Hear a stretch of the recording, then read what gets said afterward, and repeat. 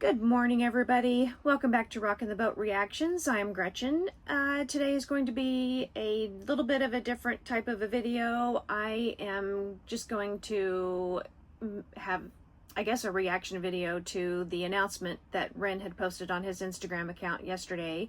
Yesterday was May 7th, I think, 2025. It was Tuesday.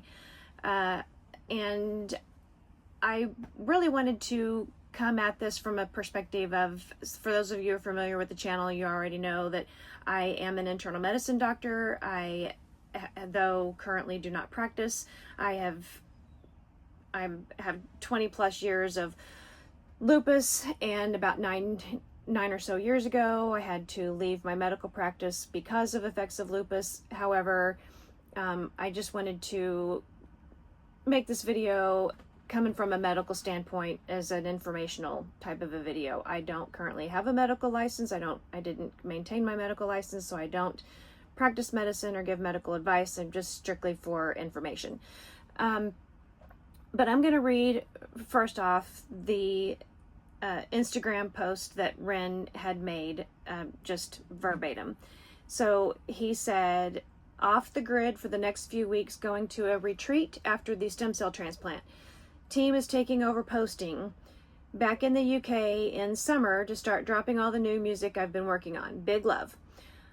Okay, so that was what he put out yesterday. And really, I wanted to maybe address, for those of us who may not be fully aware of what the process is with the stem cell transplant, what all that entails, and the risks with that, and actually the length of time that it takes to fully recover, and then the risks that are prolonged risks with that procedure. So just to kind of start out, it was in mid-March was when he was in Mexico for sure, because he had his live premiere of the Sick Boy live performance at Dead Wax.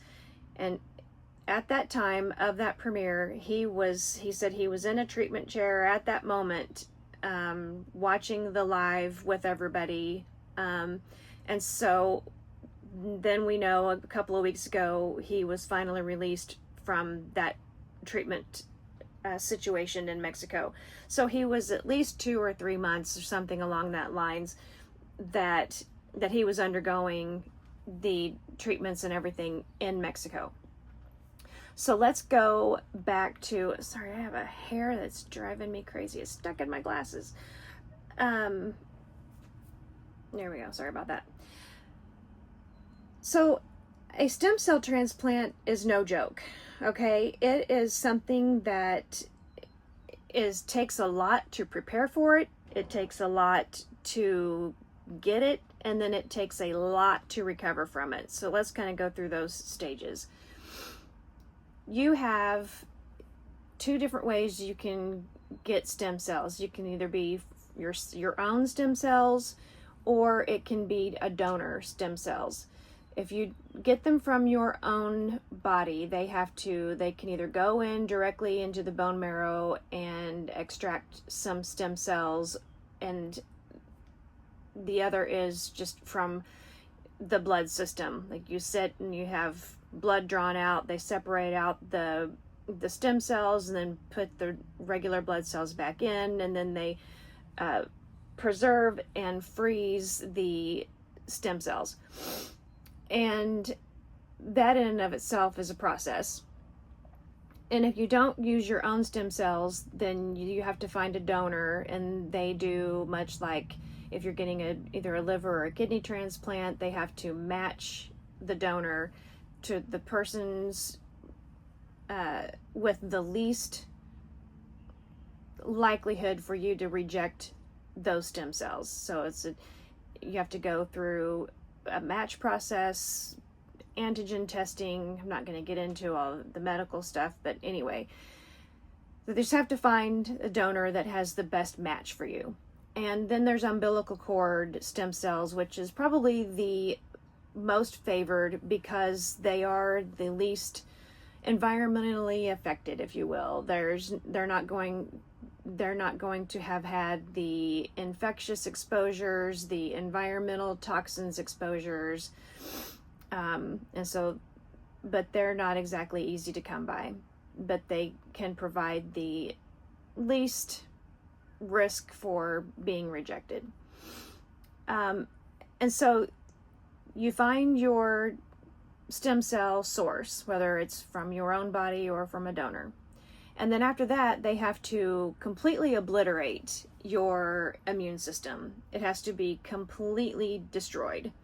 So you do that through chemotherapy, treatments, radiation, whatever the mode may be for whichever facility that you go to. They're going to have different protocols. So you have to get your immune system killed off, and then they go in, and then you have to thaw the stem cells and get the transplanted, injected, usually by a big central IV line. And that process in and of itself is not without risk, because the stem cells have to be preserved and frozen. And that the reason for that is because they need to stay viable. And you have to have a preservative, because you can't have little ice crystals being formed that then poke those stem cells that then would destroy them. So the purpose of the preservative is to keep crystals from forming, to keep the membrane of the stem cells porous so that they can stay alive, even though they're frozen. And the problem with that is the preservative itself comes with its own problems, if you will. So science, it's science. It's an evolution as we learn as we go along, and we find better ways, and we try to decrease side effects, decrease risks, increase the success and all of that, but it's not perfect. So with the infusion of the transplanted stem cells, you have to be monitored, and then once the transfusion is complete, and if it goes free of any complications, then you still have to be monitored for a couple of months minimum. And the reason for that is because stem cells are like an infant. They have no direction. They don't know what they're supposed to be yet. They get transplanted into your body, then they make their way into your bone marrow, and then in the bone marrow they settle in, and then your body sends signals and pathways and chemicals that then lets the stem cells know what they're supposed to be when they grow up.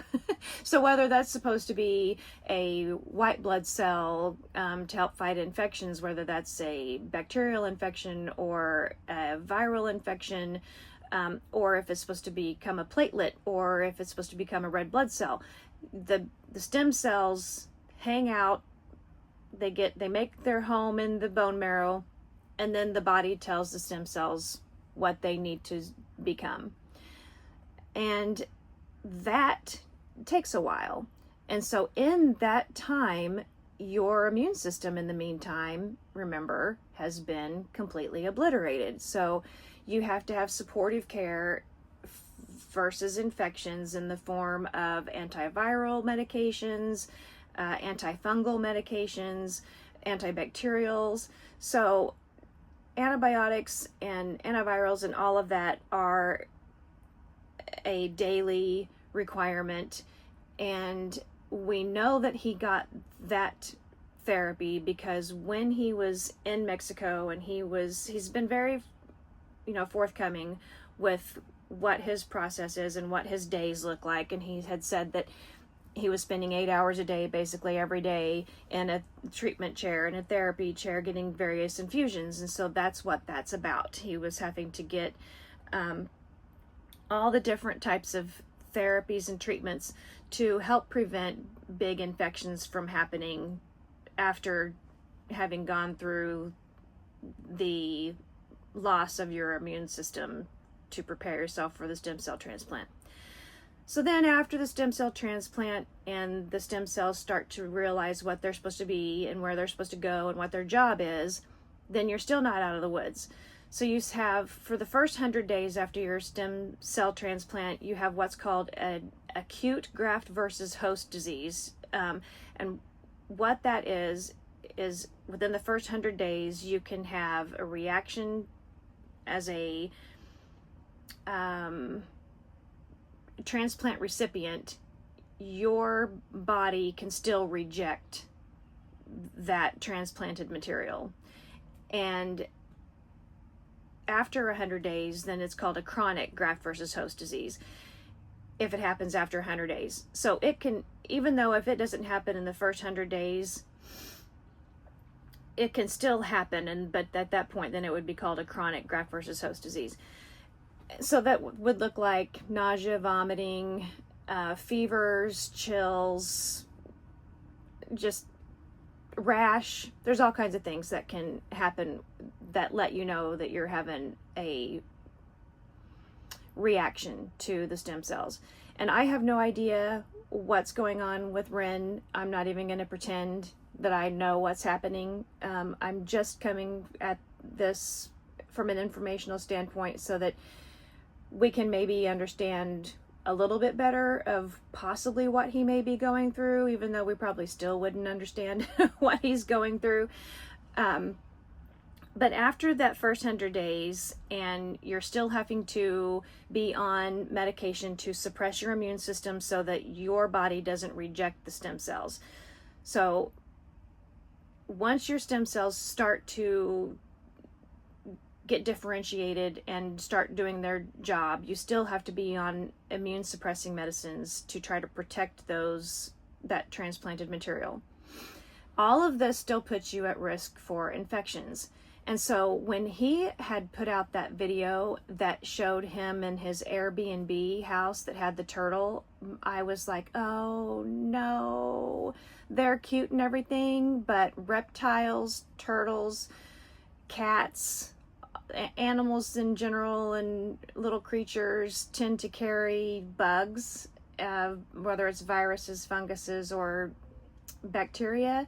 And so, like, you can't have a litter box in your vicinity. You have to eat fully cooked food. Reptiles are kind of a big no-no. And so I am really hoping that the cute little turtles in his Airbnb didn't end up causing him any problems, because the timing of it is just really interesting.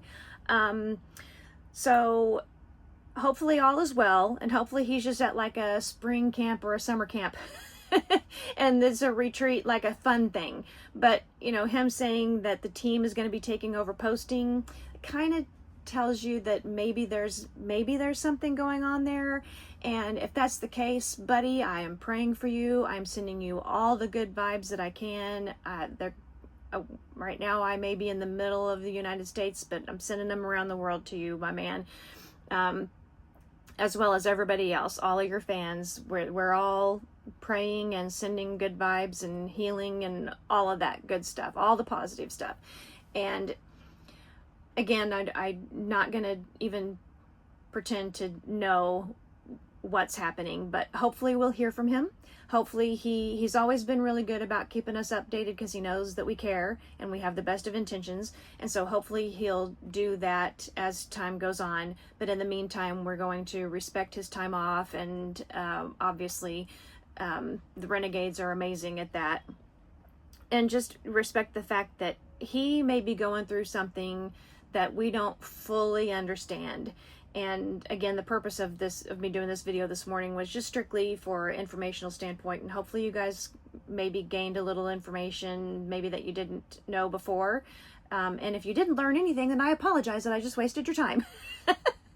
But anyway, so I'm going to end the video here. I did recently just finish a reaction to his song Suicide, and so I hope to get that out in the next day or two. And then I have a couple other songs that I'm going to do reactions to here coming up.